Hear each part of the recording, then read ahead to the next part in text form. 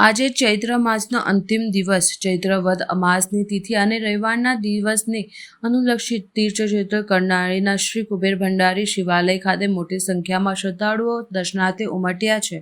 હિન્દુ શાસ્ત્રમાં ચૈત્ર માસને પિતૃ માસ તરીકે ઓળખાય છે, જે પિતૃ કાર્યો તેમજ શિવ પૂજન, દર્શન અને આરાધના માટે અત્યંત પુણ્યશાળી અને શ્રેષ્ઠ મનાયો છે. ત્યારે આજે ચૈત્ર વદ અમાસ અને રવિવારનો દિવસ હોય ડભોઈ તાલુકાના શ્રી કુબેર ભંડારી મહાદેવના દર્શનાર્થે નિયમિત અમાસ ભરનાર શ્રદ્ધાળુઓ સહિતના શિવ ભક્તો મહાસાગર ઉમટ્યો છે. કુબેર દાદાના અમાસના દર્શન શિવ ભક્તો માટે ખૂબ પુણ્યકારી અને મનોવાંછકારી ફળ આપનાર હોય. ગુજરાત, મહારાષ્ટ્ર તેમજ વિવિધ રાજ્યોમાંથી ભાવિ ભક્તો આજે દર્શનદાતા માટે આવતા હોય છે.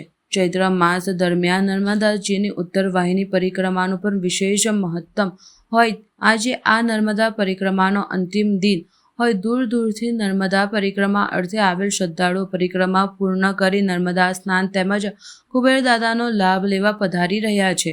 આ પ્રસંગે મંદિર ટ્રસ્ટ મંડળ દ્વારા દર્શનાર્થે લાઇનમાં ઊભી રહેતા શિવભક્તો ગરમીથી બચવા મંડપ, ઠંડા પાણી સહિત ભોજન પ્રસાદીની વ્યવસ્થા ઊભી કરવામાં આવી હતી. મીડિયા સાથે વાતચીતમાં મંદિરના ટ્રસ્ટી મહંત દિનેશ ગીરીએ શ્રદ્ધાળુઓને શાંતિપૂર્વક રીતે દર્શન કરવાનો અનુરોધ સાથે પહેલગામમાં આતંકવાદીઓ દ્વારા થયેલ હુમલામાં મોતને ભેટેલા તમામ પર્યટકોને શ્રદ્ધાંજલિ અર્પણ કરી સરકાર કડકમાં કડક પગલાં ભરે તે માટે અનુરોધ કર્યો હતો.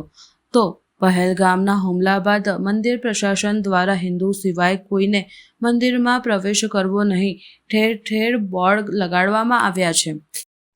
આજરોજ અમે કુબેર ભંડારી દાદાના દર્શનાર્થે આવેલા હતા. ચૈત્ર મહિના દરમિયાન નર્મદા ઉત્તરવાહિની પરિક્રમાનું અનેરું મહત્વ હોય. દેશ વિદેશના લોકો પણ આ ઉત્તરવાહિની પરિક્રમા કરવા અર્થે નર્મદાના કિનારે ચાણોદ ખાતે અને આવેલા હતા.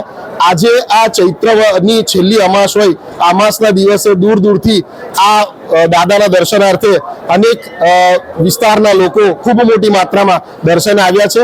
દર્શન કરી અને પોતે ધન્યતા અનુભવે છે. સાથે સાથે પોતાની માનતાઓ પૂર્ણ કરવા માટે ઘણી બાધાઓ પણ રાખતા હોય છે અને આ બાધાના ભાગરૂપે પણ ઘણા દર્શનાર્થીઓ આજે મોટી માત્રામાં દર્શને આવેલા હતા. આપણે અહીંયા આગળ આવીને દાદાના દર્શન કરીએ છીએ. સાથે સાથે દૂધ, જળ, ફૂલ, હાર અને બીલીપત્ર વગેરે દાદાને અર્પણ કરી અને ધન્યતા લોકો અનુભવી રહ્યા છે. जय कुबेर, जय महाकाली माँ। आज चैत्र मास की अमावस्या का दिन है। कुबेर दादा के दर्शन के लिए हजारों लाखों की संख्या में लोग बहुत दूर दूर से, महाराष्ट्र से, एमपी से, दूर दूर से लोग आए हुए हैं। कुबेर दादा के प्रति लोगों की श्रद्धा है कि इतने दूर से आने के बाद भी उनको कोई थकावट महसूस नहीं होता और हर महीने अमावस्या के दिन सभी लोग दर्शन करने आते हैं। माँ नर्मदा का दर्शन करते हैं, स्नान करते हैं और इस समय उत्तर वाहिनी परिक्रमा चलती है चैत्र मास में पूरा 1 महीना। तो आज उसका अंतिम दिन है। आज के दिन वहाँ पर भी लाखों की संख्या में लोग दर्शन कर रहे हैं और माँ नर्मदा मैया का उत्तर वाहिनी का परिक्रमा भी कर रहे हैं।